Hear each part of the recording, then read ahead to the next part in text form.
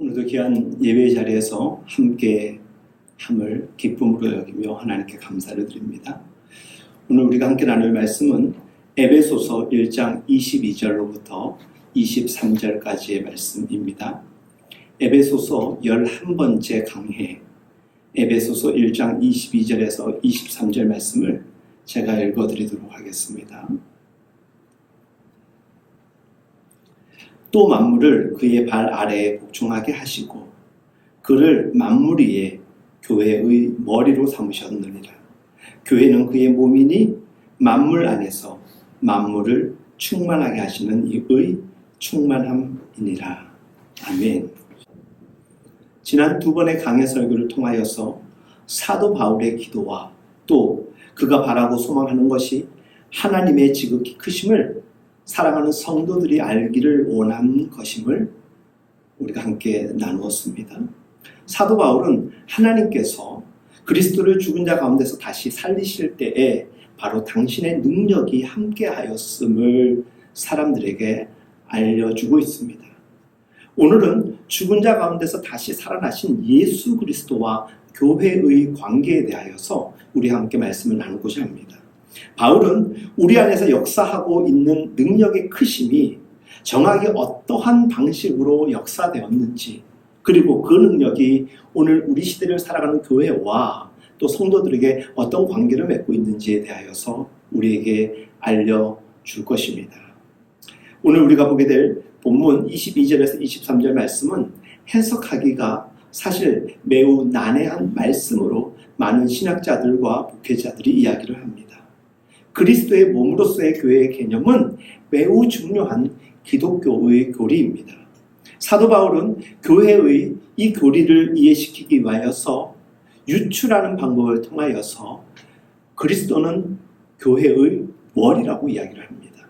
그리고 교회는 그리스도의 몸이라고 이야기를 하였습니다. 특별히 지혜의 계시의 영이 하나님을 더 깊이 알아가는 방법이 되기를 강구하고 있었고, 또 눈이 밝아져서 저들이 하나님 나라의 그 뜻을 순결하게 받아들이기를 소망하며 이 말씀을 계속적으로 이어나갔던 것이었습니다.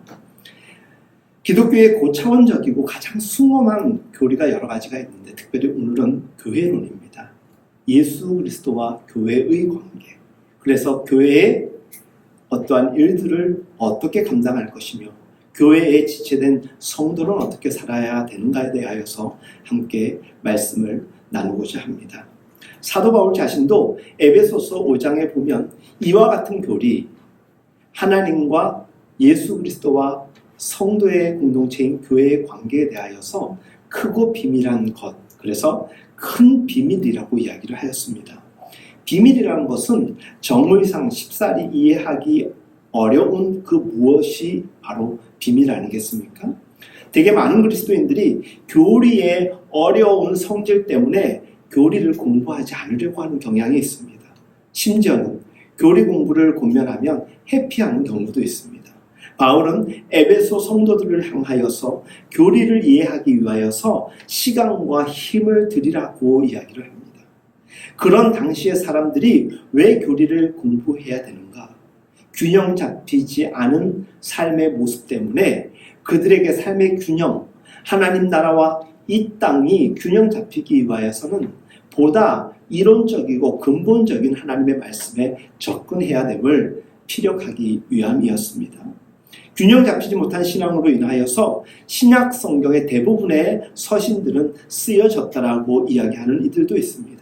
그래서 서신들을 통하여서 성도들에게 보다 기독교가 무엇인지, 그리고 우리가 무엇을 믿고 어떻게 해야 되는가에 대하여서 명료히 전하고 있는 것입니다. 실제 서신들은 교리적 이해를 가지고 있지 못하였던 수많은 사람들을 위하여서 쓰여졌습니다. 그래서 아주 간단하게 한 줄로 요약할 수 있는 그 교리의 내용조차도 수많은 분량을 할애하여서 사도 바울과 같은 수많은 하나님의 일꾼들이 이야기함은 보다 쉽게, 보다 이해가 가능하게 하기 위함이었습니다. 무슨 말입니까? 보다 쉽게, 보다 이해를 할 수 있도록 돕고자 함은, 그래서 그렇게 많은 공간, 그렇게 많은 내용을 할애했던 이유는 무엇일까? 알아야 한다라는 것입니다. 알지 못하면 가짜 성도요, 가짜 그리스도인이 될 수도 있기 때문이라는 것입니다. 초대교회 사람들은 대부분 교육을 받지 못했던 노예의 신분에 있었던 하층민들이 꽤 많았습니다. 그렇기 때문에 사도는 이 편지가 그들에게 읽혀지고 이해되어야 됨을 위하여서 그는 간곡히 기도하며 이 글을 쓰며 전하였던 것입니다. 더 구체적으로 우리의 기본적 지혜로는 이 말씀을 깨달아 알기 어렵기 때문에 성령의 조명을 받아야 한다라고 오늘 본문 이전에 1장 말씀을 통하여서 계속적으로 이야기를 하는 것입니다. 그래서 지지난주에도 말씀드렸듯이 하나님의 계시와 지혜의 영이 함께하기를 원했던 것도 그 이유에 기반하고 있는 것입니다. 누구든지 이해하고 싶은 열심이 생길 뿐 아니라 누구든지 그렇게 하는 것이 자기의 의무인 것으로 이해할 수 있고 인식할 수 있어야 바로 진정한 신자가 되는 것입니다. 이것은 내가 듣고 알아내기엔 너무 고리타분하고 좀 짜증이나 실증이나 너무 어려워. 그럼에도 불구하고 애쓰라는 겁니다. 알아야 한다는 것입니다. 너무 쉽게 믿으려고 해서는 아니 된다는 것입니다.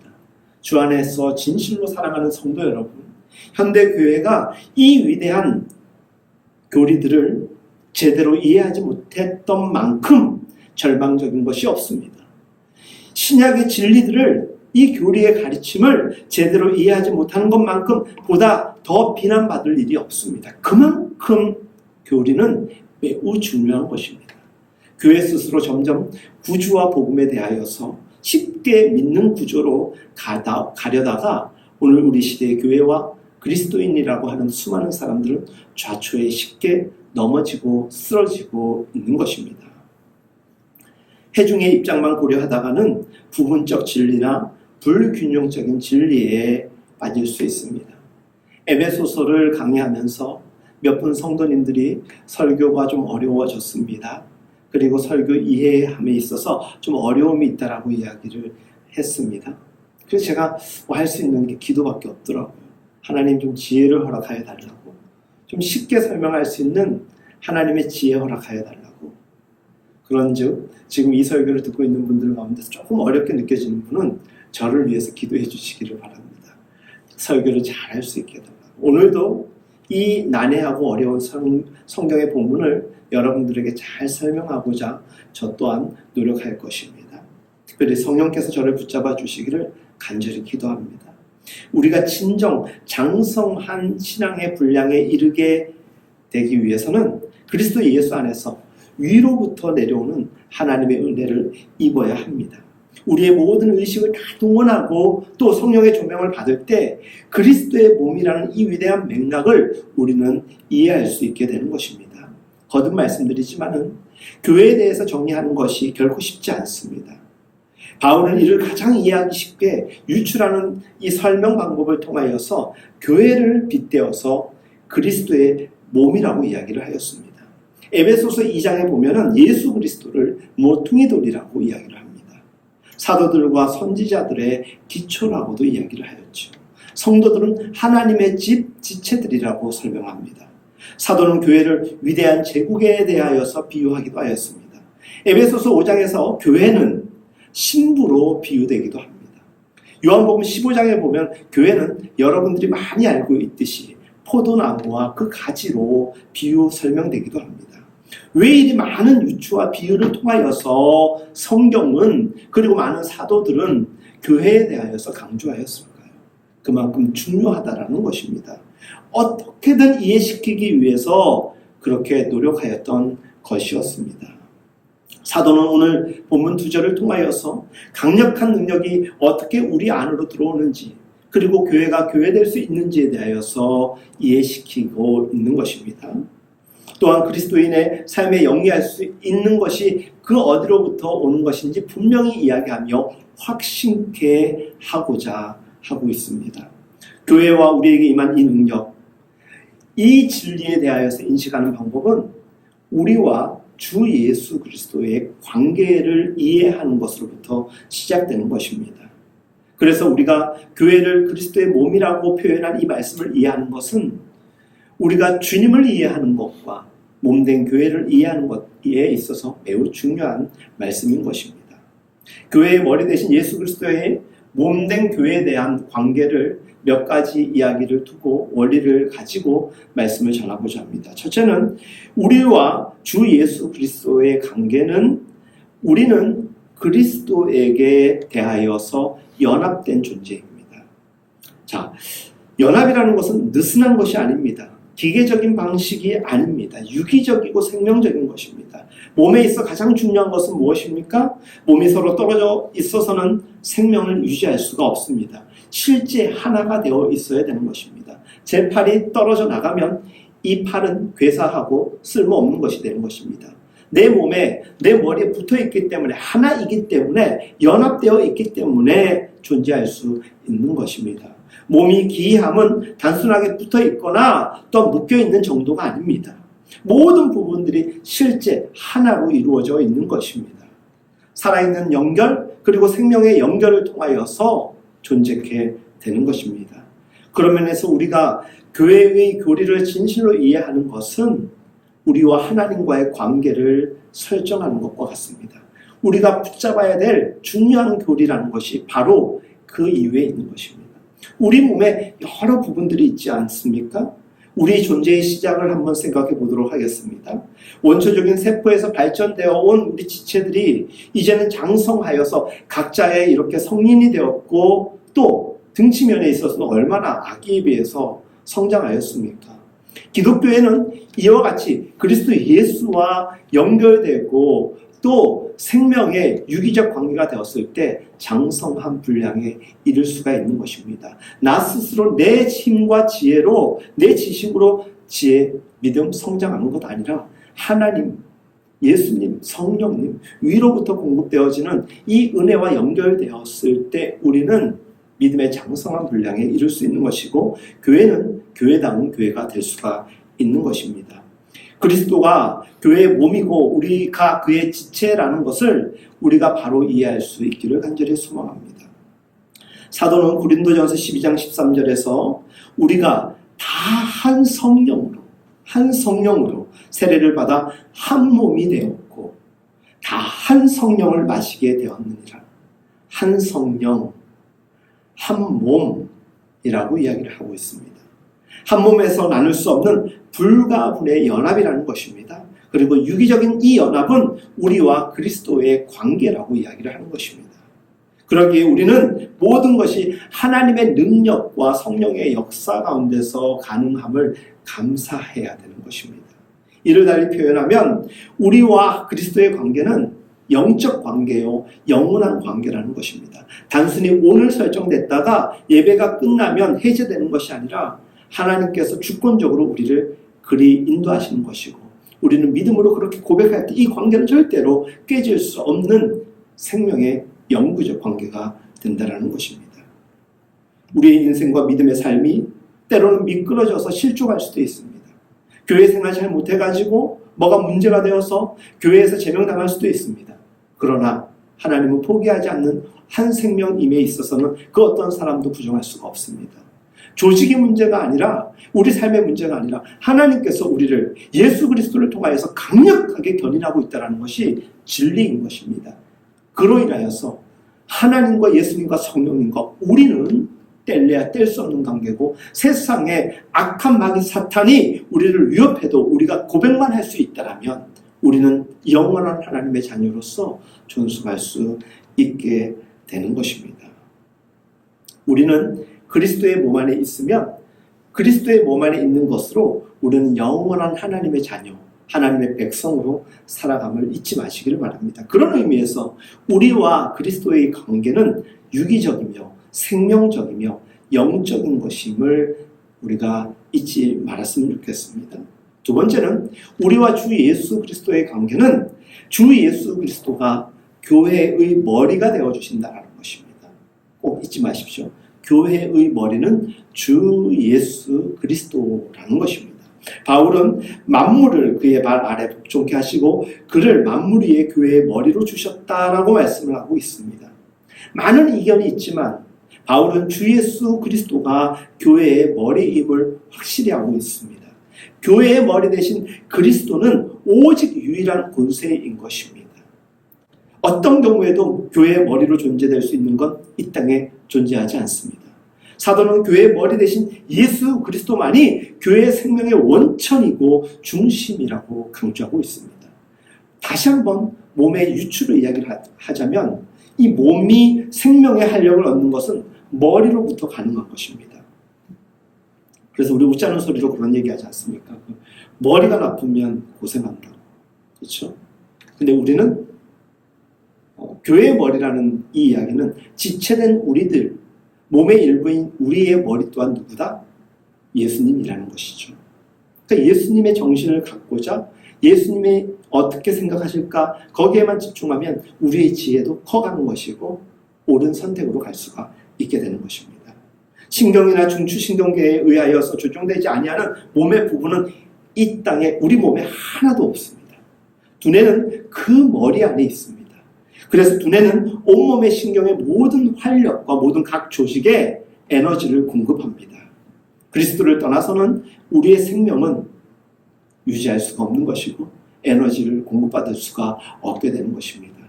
모든 에너지와 힘이 그로부터 오는 것입니다. 사도 요한은 이야기를 합니다. 요한복음의 말씀에 의하면 그리스도는 포도나무요, 나는 가지라고 이야기를 했지요. 포도나무는 떠나서는 생명의 가지 다 우리가 생각해 볼 때 위험한 것입니다. 떠나서는 존재할 수 없다는 것입니다. 요한복음의 말씀을 우리가 통하여서 또 깨닫게 되는 것이지만 우리는 주님을 떠나서는 생명 자체가 보존될 수가 없습니다. 우리가 다 그의 충만한 데서 받으니 은혜 위에 은혜로다. 이것은 요한복음 1장 16절에 나와 있는 고백입니다. 온몸과 각 개체 부분의 생명은 머리로부터 나오기 때문에 그리스도의 몸된 교회 안에 있음이 그리스도의 충만함으로 우리를 풍성케 하는 것인 것입니다. 다시 한번 교회는 그의 몸이라고 하신 이 말씀을 우리는 생각해 보도록 하겠습니다. 어떤 의미에서 내 몸의 각 부분은 내 생명과 나로 충만해 있습니다. 그래서 내 안에 있는 모든 기관들은 내가 가지고 있는 이 뇌로 살아가는 것입니다. 하지만 우리는 한계가 있는 연약한 존재이지 않습니까? 근데 우리의 머리를 주님으로 인식하는 것입니다. 교회의 모든 것을 우리 주님을 가장 높은 곳에서 지휘자로 우리가 세웠을 때 교회가 그 어떤 사람의 말이 우선될 수가 있겠습니까? 우리 한 사람에게도 그렇습니다. 교회 공동체도 그렇습니다. 예수 그리스도를 머리로 삼았다는 것은 우리가 대장 되신 예수 그리스도만을 따르겠다는 것입니다. 그분의 통제를 받겠다는 것입니다. 그분의 말씀을 신뢰하고 그 길을 가겠다는 것입니다. 우리의 존재는 머리 대신 예수 그리스도를 통하여서 가능한 것입니다. 그래서 교회의 존재는 예수 그리스도에게 집중되는 것입니다. 그의 말씀에 우리가 집중하는 것이고 그의 사역에 집중함으로써 오늘 우리 시대의 교회의 사역은 예수 그리스도의 사역을 확장해 나가는 것일 뿐입니다. 여러분, 손가락에 이르는 신경계를 절단하였습니다. 그리고 핏줄을 끊어버렸습니다. 그 손가락은 이제 내 몸의 일부도 아니고 살아있는 유기체가 될 수가 없습니다. 연결되어 있을 때 가는 것입니다. 신자요, 성도요, 그리스도인으로 교회를 다니지만 교회라는 조직에만 가담되어 있을 뿐 그리스도와 연합되지 아니하고 그 정신을 가슴에 품고 살아가는 믿음의 사람이 아니라면 그는 더 이상 신자일 수가 없는 것입니다. 그래서 그리고 우리들의 교회는 그리스도로 충만해야 됩니다. 이 충만함은 무엇입니까? 그리스도가 우리의 머리가 되어주시고 교회가 교회의 머리가 되어주시면 그분의 통제 안에서 우리의 풍성함, 우리의 연약함이, 우리의 빈곤함이 채워진다는 것입니다. 포도나무의 전체 생명이 가지에 있기도 함은 생명의 유기적 관계 때문입니다. 우리의 생명이 그렇다고 해서 뇌에만 있는 것 아닙니다. 손가락에도 있고 발가락에도 있습니다. 우리의 복부에도 있습니다. 왜 그렇습니까? 유기적 생명체이기 때문에 그렇습니다. 그러므로 그리스도의 사람들인 우리가 아무리 자신의 연약함을 인식하고 의식을 해서 나는 아무것도 할 수 없는 존재라고 생각하는 그 불편한 생각이 우리를 침노하더라도 우리가 두려워하지 않을 이유는 그리스도 예수께서 우리의 머리가 되어주시기 때문에 우리의 연약함을 능히 극복할 수 있음이기 때문입니다. 베드로후서 1장 4절 말씀에 우리는 신의 성품에 참여하는 자라고 고백합니다. 몸은 하나입니다. 그리스도 따로 우리 따로가 아닙니다. 그리스도는 교회의 머리요 우리의 머리가 되어주시고 우리는 머리의 지체요 몸이 되어주는 것입니다. 하나라는 것은 연결되어 있다. 유기적이라는 것입니다. 그런즉 예수와 하나 된 우리이기 때문에 예수를 영접한 우리들은 이 땅에서 하나님이 도우시고 예수님이 지키시는 그러한 삶을 살아갈 수 있게 되는 것입니다. 고린도전서에 있는 바울의 진술은 너희는 그리스도의 몸이요 지체의 각 부분이라고 했습니다. 바울이 지적하는 바와 같이 인간의 몸 안에 있는 손은 그 기능을 별도로 가지고 있습니다. 발은 발대로의 기능을 가지고 있습니다. 코와 눈은 나름의 기능을 가지고 있습니다. 귀한 지체도 있고 부족한 지체도 있습니다. 내 몸의 어느 부위는 잘 사용하지 않아서 굳이 있어야 되나 싶지만 하지만 유기적 관계에 있는 모든 지체는 어떤 것도 소외되어서는 안 되고 부정될 수 없는 귀한 것입니다. 그 몸의 모든 부분은 머리의 조율을 받으면서 작은 일이 되었든 큰 일이 되었든 쓰임을 받기 마련인 것입니다. 머리가 요청하고 머리가 연결되어 있기 때문에 우리가 소홀히 여겨서는 절대로 안 되는 것이기도 합니다. 우리가 잊지 말아야 할 것은 우리는 머리된 그리스도의 심리적인 몸의 지체요 일부라는 것을 잊지 마시기를 바랍니다. 이런 생각과 이런 믿음이 분명한 사람은 자기 몸을 함부로 방치하지 않습니다. 우리는 머리된 그리스도의 각 지체라는 것을 말씀드렸습니다. 그러기에 각 지체로 활동이 가능함은 그에게서 나오는 힘으로 말미암는다라는 뜻입니다. 여러분, 주 안에서 진실로 사랑하는 여러분들은 정말로 위로부터 구주로부터 주시는 그 지혜와 능력으로 살아가는 사람입니까? 그냥 전혀 기도와 예수님을 인식하지 아니하고서도 여러분들 마음대로 잘 살아온 것 같습니다. 설령 우리가 기도하지 아니하고 인식하고 의식하지 않았더라도 이미 우리 가운데 하나님의 지혜는 함께하고 있었음을 우리는 깨닫게 될 것입니다. 우리는 그로부터 오는 힘과 에너지를 행사할 뿐인 것입니다. 주님과 연결되어 있기 때문에 주님이 우리의 머리가 되어주셨다. 머리인 주님께서 우리에게 말씀하시는 대로 우리는 움직이고 있는 것입니다. 신뢰하십시오. 자신 있으십시오. 왜? 머리인 예수 그리스도께서 우리의 몸을 통치할 때는 어긋남이요 죄가 관여할 수가 없는 것입니다. 주님 자신이 이 점을 명백히 하셨습니다. 나를 떠나서는 아무것도 너희가 할 수 없다라고 이야기하지 않았습니까? 이에 대해 사도 바울은 그럼에도 인간은 자신의 힘과 능력으로 무언가를 할 수 있는 존재라고 동시에 말합니다. 그 말을 한 이유는 뭡니까? 우리의 무모함과 연약함의 한계를 지적하기 위함입니다. 고린도전서 3장에서 그는 그 한계에 대하여 이야기를 할 때 사람들은 집을 지을 때 나무와 집 그리고 풀 등을 이용해서 우리가 보기에는 아름다운 집을 지을 수 있지만 그것을 불로 시험할 때 순간 모든 것이 다 타버리고 무너지게 될 뿐이라고 이야기를 합니다. 우리 인간의 지혜와 지식, 우리의 경험이라고 한들 그것은 일순간에 사라지는 미물과 같은 것입니다. 오직 주님이 주시는 방식과 오직 주님이 주시는 재료만을 이용할 때 집을 짓는 것조차도 안전함이요 또 영원한 것이 될 수가 있는 것입니다. 우리는 우리의 시도 자체를 오직 그로부터 공급받는 힘과 능력을 가지고 감당할 수 있어야 되는 것입니다. 바로 그럴 때 빌립보서 4장 13절에 나와 있는 유명한 말씀이죠. 내게 능력 주시는 자 안에서 내가 모든 것을 할 수 있느니라. 주 예수 그리스도께서 교회의 머리가 된다라는 이 개념 속에는 이상의 모든 세 가지의 원리들이 포함되어 있는 것입니다. 우리가 우리의 인생과 모든 인생의 난제들을 직면할 때 이 진리에 기반하여서 고백할 수 있게 되었으면 좋겠습니다.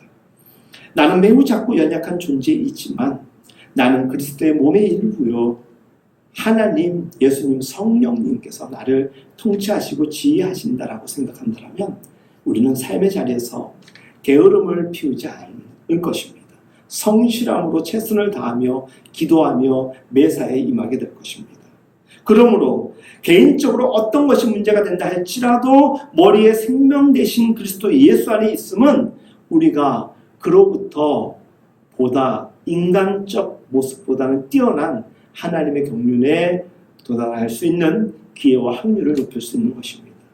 하나님을 의지하는 것, 예수님을 우리의 머리로 삼는 것은, 교회의 머리로 삼는 것은 매우 중요한 것인 것입니다. 사도 바울은 에베소 사람들이 이러한 고백을 이해하고 확신하기를 기도하였습니다. 그래서 이야기를 했던 겁니다. 눈이 밝아지기를, 믿는 우리를 향하신 하나님의 능력의 지극히 크심이 무엇인지 경험하기를 간구했던 것이었습니다. 여러분들, 눈이 밝아졌습니다. 지혜가 확장되었고 계시의 영이 우리에게 임했습니다. 더 확신적으로, 더 든든한 믿음으로 서 있을 거 아닙니까? 왜 교회가 흔들리고 왜 성도들이 요동을 치고 있습니까? 믿음의 반석 위에 세워져 있기 때문 아닙니까? 상황을 비례적으로 이야기하면서 상황을 탓할 문제가 아니라 비례적으로 차라리 우리는 믿는 사람이기 때문에 내 믿음 없음을 탓하고 하나님께 회개하는 것이 빠른 회복의 모습일 것입니다. 우리가 그리스도를 품는 것보다 더 중요한 것은 우리가 주님의 품 안으로 들어가는 것입니다. 내가 내 지식으로 살아가는 것보다 그리스도 예수를 우리의 머리로 받아들이고 교회의 머리로 받아들이고 살아가는 것이 몸이요 지체된 우리의 공동체가 살아갈 수 있는 존재 방식이 되는 것입니다. 그런즉 우리는 언제나 그 안, 여기서 그 안은 그리스도 예수 안이라는 뜻이겠죠. 왜입니까? 우리는 그의 몸의 지체이기 때문입니다. 그는 우리의 머리이기 때문에 그렇습니다. 끝으로 중요한 이 말씀 좀 난해하고 어렵기 때문에 잘 들어주시길 바랍니다. 교회는 그의 몸이니 만물 안에서 만물을 충만케 하시는 자의 충만함이니라. 그저 좋지요. 충만함. 그래서 뭐 달라고 할 때 이왕이면 꽉 채워주는 거 좋잖아요. 그렇죠? 그래도 뭔가 여행 갈 때 그렇지 않습니까? 뭘 그렇게 촌스럽게 가득가득 채워왔냐고. 해외여행 가는 사람들 보면 촌스럽게 고추장을 왜 챙겨왔냐고 막 이렇게 뭐 나무랄 때가 있지 않습니까? 그런데 해외 나가면 좀 얻어먹으려고 자존심 때문에 말은 못하는데 주면은 너무나도 고마워가지고 커피 몇 잔 사고. 왜 그렇습니까? 가득가득이라는 것은 사실 나쁜 것은 아닙니다. 온전치 못한 것으로 채우면 문제가 되겠지만 좋은 것으로 채우는 것은 매우 유연한 것입니다. 근데 여기서 충만함에 대한 우리가 신학적 이해와 신앙적 우리가 이해를 지금 함께 나누고자 합니다. 조심스러운 이해와 동의로 여러분들을 안내하고자 합니다. 어떤 의미에서 교회로서의 우리입니다. 우리는 교회에 지체된 한 부분이고 우리가 교회 전체이기도 합니다. 그의 충만이라고 해석할 수도 있다고 할 때 우리가 충만함의 그 자체일 수도 있는 것 아닙니까? 이 주장이 무엇을 의미하는지 정확하게 이해할 필요가 있습니다. 주 예수 그리스도는 하나님의 영원하신 아들입니다. 그리고 주 예수 그리스도는 영원하신 자족하시는 분이고 독립된 분입니다. 그렇기 때문에 우리와 우리의 그 어떤 것을 전혀 필요로 하지 않는 분일 수도 있습니다. 그러나 중보자로서 예수 그리스도를 생각한다면 중보자로서 예수 그리스도는 우리를 통하여서 기대하고 일하기를 원하십니다. 그런즉 먼저 여러분들에게 말씀을 드리지만 그리스도의 충만함이라는 것, 만물 안에서 만물을 충만케 하시는 자의 충만은 그리스도를 통한 오직 그리스도를 통해서만 충만함이 아니라 우리들을 통하여서 충만케 되기를 원하신다는 것입니다. 하나님의 몫만 감당하기를 원하시는 것이 아니라 우리가 함께 하기를 원합니다. 그래서 예수님은 나를 따르라. 그리고 내 모든 사람들이 내 모든 양인데 너희들의 양도 내가 주리라. 너의 양을 먹이라고 이야기하지 않습니까? 같이 하자라는 것입니다. 그것이 충만하며 더하여지는 것이라는 것이죠. 여러분, 단지 예수 그리스도의 몸의 머리만 한 존재로서는 완전할 수가 없습니다. 머리가 있으면은 몸이 있지 않습니까? 그래서 이 몸의 생리를 유추했다라는 이 바울의 이야기는 매우 중요하고 매우 지혜로운 것입니다. 예수 그리스도가 우리의 머리라고 했습니다. 머리만 딸랑 이야기하면 아무런 의미 없지 않습니까? 머리하고 연결된 몸이 있고 몸에 지체가 있다는 것은 머리와 몸이 지체가 하나이기 때문에 각자의 역할이 있다는 것입니다. 충만함이라는 것은 같이 합력하여서 이루어갈 수 있는 것입니다. 여러분, 몸이 없는 머리를 생각할 수 없습니다. 몸과 머리는 하나이기 때문에 그렇습니다. 그런 의미에서 우리 그리스도의 사람들은 주 예수 그리스도의 충만의 일부가 되어지는 것입니다. 교회를 그리스도의 몸으로 말하는 이 중요한 교리를 이해하는 것만큼 거룩과 성화로 안내하는 길을 잘 설명할 수 있는 것은 또한 없습니다. 왜? 내가 그리스도의 몸이라고 생각하면 내 몸을 함부로 그냥 방치하겠습니까? 내 몸이 보다 거룩하고 신실하고 진실하게 되기 위해서 얼마나 노력하겠습니까? 내가 믿으니까 따로 거룩해지고 내가 성화된 삶을 살아야지 노력하지 않아도 내가 인식하고 의식하고 받아들이고 고백하는 그 믿음 그 자체로 이미 우리는 거룩과 성화의 길을 걸어가게 되는 것입니다. 잘 이해하여야 합니다. 정말로 그리스도의 몸된 교회와 성도가 정말 머리된 그리스도의 몸된 지체라고 한다면 거룩한 성화 삶을 살아내지 못할 이유가 없다라는 것입니다. 이를 통해서 하나님의 충만케 하시는 자의 충만에 우리의 삶이 더하여지는 일에 있어서 주를 알기를 애써 알고 노력하라고 성경은 우리에게 권면하는 것입니다. 교회가 그리스도의 몸이라는 이 사실, 그리스도가 머리라는 사실에 비추어 볼 때 그리스도께 해당되는 이 진리는 우리에게 유지되고 해당되는 것입니다. 여러분, 그리스도를 믿기 이전에 우리는 모두 아담 안에 있던 존재라고 성경은 나와 있죠. 그리스도를 믿은 이후에는 우리는 모두 그리스도 안에 있다라고 합니다. 아담 안에 있던 존재가 그리스도 안으로 이동을 한 것입니다. 아담이 범죄하여서 우리 모두가 그와 함께 죄를 범하였고 그것이 우리 안에 있는 원죄라고 이야기를 합니다. 그러나 이제는 다른 측면에서 은혜의 복음을 우리는 받아들이게 됩니다. 우리는 이제 아담 안에 있는 존재가 아니라 그리스도 안에 있는 존재가 되었습니다. 그리스도는 우리 지체들이 속한 몸의 머리라고 했습니다. 그리고 우리는 몸과 머리가 하나 된 유기체라고 했죠. 머리가 무엇을 하든지 온몸이 다 그와 같이 행하는 것입니다. 주님이 우리의 머리가 되어주셨다, 우리 교회의 머리가 되어주셨다 하면 주님이 생각하고 말하시고 행하시고자 하는 것들이 우리 것이 되었다라는 것입니다. 그리 해야 된다라는 것입니다. 그러므로 우리는 그리스도와 함께, 중요한 것입니다. 아까는 그리스도 아니라고 이야기를 했다면 이제는 그리스도와 함께, 이것이 복음인 것입니다. 그리스도와 함께 죽었습니다. 그리스도와 함께 십자가에 못 박혔습니다. 함께 십자가에 못 박히실 때 아담 안에 있던 옛사람은 어떻게 되었습니까? 죽게 되는 것입니다. 이것은 죄에 대하여서 죽었고 율법에 대하여서 죽었다라고 성경은 전하고 있습니다. 그리스도와 함께 십자가에 못 박혔고 죽었고 장사 지낸 바 되었다라고 나와 있습니다. 사도가 강조하는 은혜의 사실은 무엇입니까? 하나님께서 우리를 그리스도와 함께 살리셨다는 것입니다. 사도 바울은 골로새서 3장 1절에서 2절 말씀에 그러므로 너희가 그리스도와 함께 다시 살리심을 받았으면 위의 것을 찾으라. 거기는 그리스도께서 하나님 우편에 앉아 계시느니라. 위의 것을 생각하고 땅의 것을 생각지 말라고 전하고 있습니다. 로마서 6장 11절 말씀, 이와 같이 너희도 너희 자신을 죄에 대하여서는 죽은 자요 그리스도 예수 안에서 하나님을 대하여서는 산 자로 여길지니라. 할렐루야, 믿으시기를 바랍니다. 이 모든 것은 교회가 그리스도의 몸이라는 진리로 이어지는 것입니다.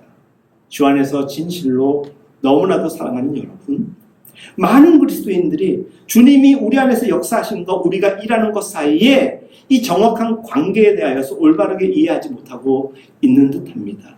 그리스도 안에 거한다라는 것은 그래서 우리 믿음이 수동적으로 반응하는 것을 이야기하는 것이 아닙니다.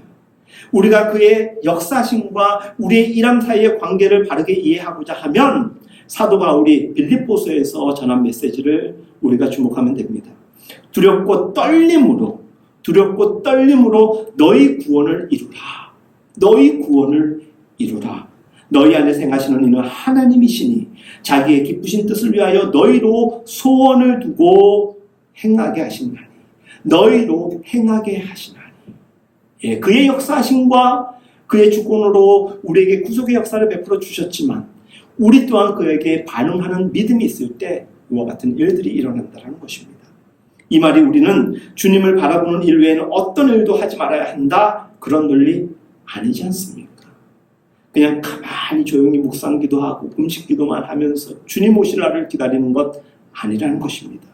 바울은 우리는 일해야 한다라고 이야기하며 두렵고 떨리는 마음으로 구원을 위하여서 역사해야 한다라고 강조합니다. 덧붙여서 너희 안에서 행하시는 이는 하나님이시니 자기의 기쁘신 뜻을 위하여 너희로 소원을 두고 행하게 하신다라고 말합니다. 이 두 개의 말씀은 나뉘어서 표현되고 있지만 조화시켜야 될 유기적 관계에 있는 것입니다. 오늘 너무나도 많은 이야기, 인간의 몸에 대해서 자꾸 이야기를 하게 되죠. 근육을 생각해 보시기 바랍니다. 근육마다 생명과 힘이 있습니다. 단적인 예로 꼬집어 보십시오. 아프지 않습니까? 살아있다라는 것입니다. 이 고통이 우리 뇌로 전달돼가지고 아! 이렇게 소리를 내는 것입니다.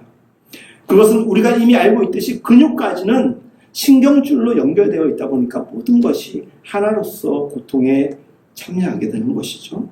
근원적으로 따져보면 근육에까지 힘을 전달하고 활력을 주는 신경의 원천이라는 것이 이른바 두뇌로부터 생명과 에너지 모든 관계가 이어져 있기 때문에 그 근육은 반응하는 것입니다. 정상적인 상태에서 뇌가 관여하지 않으면 우리의 신경은, 우리의 몸은, 근육은 이완됩니다. 그리고 무기력하게 늘어집니다. 생각하지 않아 보십시오. 그럼 몸이 늘어져 있는 거예요. 일하자, 일어나자, 일어나는 거예요. 우리는 뇌와 연결되어 있지 않으면 우리의 몸은 사실 살아있지만 역할을 감당할 수가 없는 거예요. 머리 대신 주님이다. 주님이 우리에게 말씀하실 때 일어나지 못한다? 이 말은 주님을 머리로 받아들이지 않고 있다는 것이죠. 인정하지 않고 있다. 내 육신의 편함, 내 안일대로, 내 정욕대로 살아가겠다는 것입니다. 우리가 그렇게 고백한다면 반응해야 되는 것입니다. 그리스도는 우리의 머리요, 교회의 머리라고 고백하면 적어도 그의 준한 반응을 보이는 것이 우리가 주를 머리로 받아들였다는 사실 아니겠습니까? 여러분, 근육군을 발달시키기 위해서는 근육군을 발달시키기 위해서 연말을 해야 됩니다. 운동을 해야 됩니다. 근육의 에너지와 함께 더 큰 에너지를 발휘할 수 있기 때문에 그렇습니다. 이미 우리의 머리는 주님의 영으로 충만하다. 그럼 우리의 몸도 커져야 되는 것입니다. 우리의 몸도 주님의 일을 더 많이 감당하기 위해서, 그래서 우리의 육적 근육을 이야기하는 게 아니라 영적 근육을 키워야 되는 것입니다. 영적 맷집을 키워야 됩니다. 왜? 세상은 더욱더 우리를 간혹하고 간사하게 유혹하고 넘어뜨리려 하고 있기 때문입니다. 그렇기 때문에 우리의 영적 근육이, 우리가 머리로부터 주어지는 이 근육군을 튼튼하게, 영적 근육군을 튼튼하게 하지 않으면 우리는 언제든지 위기 상황에서 소멸될 수도 있고 쓰러져 일어나지 못할 수도 있게 되는 것입니다. 두뇌와 근육은 동시적으로 이 두 가지 일을 하는 것입니다. 보내고 움직이는 것입니다. 보냄을 받아들이면 움직여야 하는 것입니다. 그렇다고 우리는 그 모든 것이 두뇌에서만 온다라고 이야기할 수 없습니다. 그 힘 모두가 근육 안에만 있다라고 이야기할 수 없습니다. 머리가 살아있는 한 우리의 몸도 살아있는 것입니다.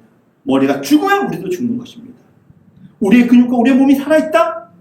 우리의 머리가 우리를 통제하고 있고 지휘하고 있다는 뜻입니다.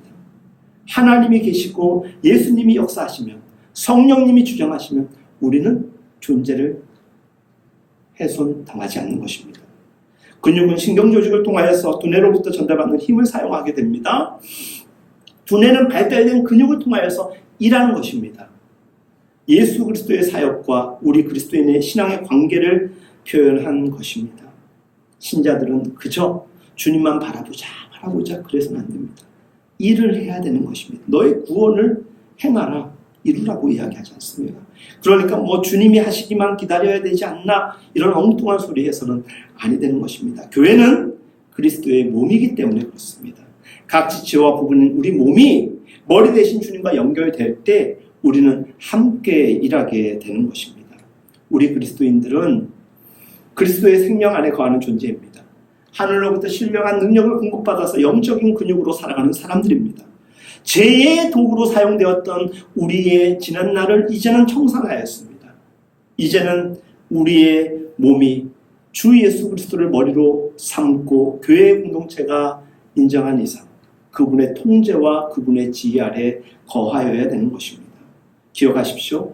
허울 좋게 주님은 교회의 머리요, 우리는 주님의 몸된 지체, 몸된 교회라고 쉽게 얘기하지 말고 이것이 얼마나 우리에게 중요한 것인가를 우리 스스로가 몸으로 삶으로 실현해 나갈 수 있기를 예수님의 이름으로 축복합니다. 단순하게 성화와 축복이 오는 것이 아닙니다. 그런 그냥 망각에 가까운 생각 이제 그치고 제대로 된 생각을 할 수 있어야 되는 것입니다. 있는 힘을 다해서 몸에 지체된 교회를 섬기며 교회에 지체된 각자의 삶을 감당해 나갈 수 있기를 축복합니다. 우리에게 머리 되신 주님, 그 주님 대신 하나님의 능력이 우리에게 임하게 될 것입니다.